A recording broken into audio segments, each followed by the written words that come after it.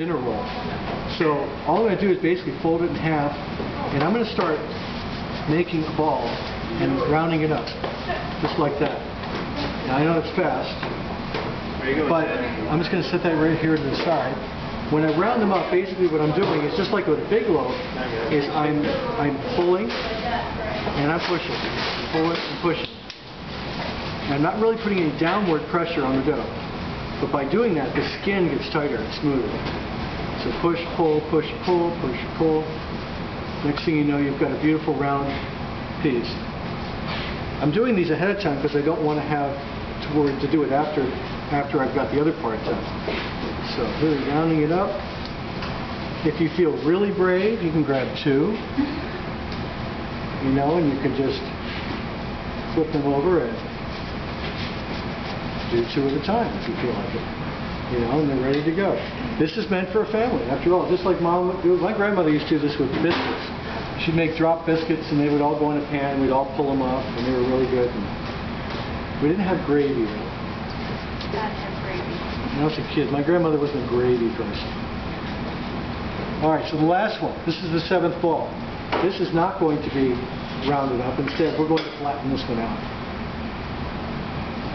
And I'm going to use a little bit of flour here just to make sure these don't stick too badly. And I'm going to roll this out like pizza. And it takes a little time sometimes to get this to roll out the way you want it to, because it is kind of bucky. Because you can use this to...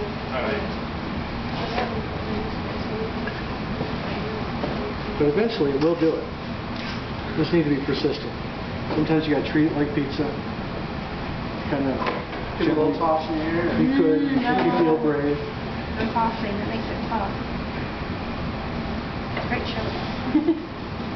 But the idea is to get it to be large enough so that you can actually use it for the center.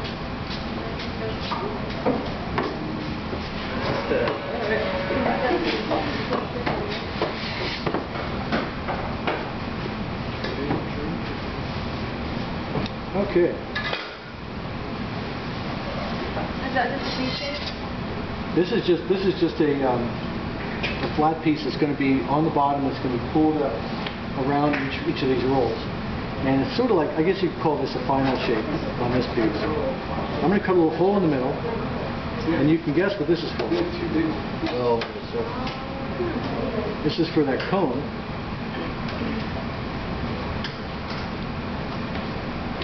Place this here in the center. We'll put each ball on here. And these will be spaced evenly around.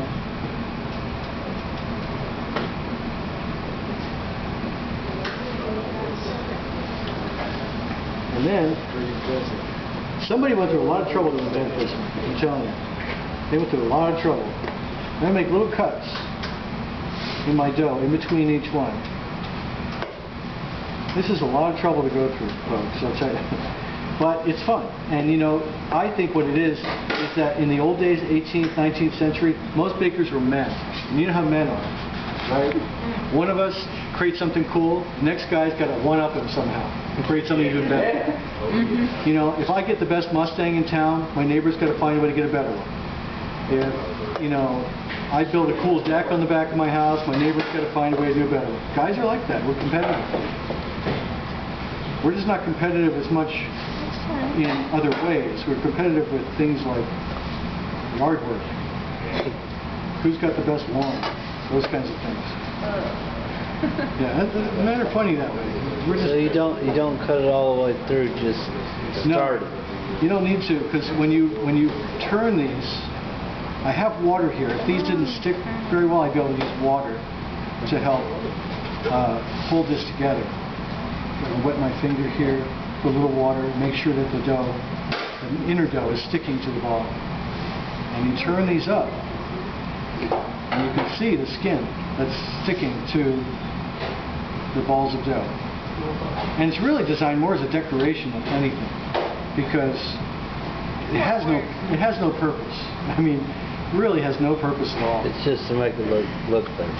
Right. Now, if you proof that on this cone, you can just proof it right on there and bake it right on the cook. And it'll pop off because it's been oiled. If you really want to, you can bake it inside of this. But if you have walls around it, it's going to protect it from the heat of the oven and it won't brown quite as much around the edge. So if you prefer a lighter color, that's your prerogative. You could bake it like inside. If you want it more brown, do it like this. For all of your dough, all of your loaves, you're going to be putting them on a sheet pan. So don't bother using a couche on that. Just go ahead and put it right on paper. And I think you'll find that you won't have to move your loaves again. We'll put them right on the sheet pan, slide them in the oven, and we won't have to worry about them getting distorted when we move them from one place to another.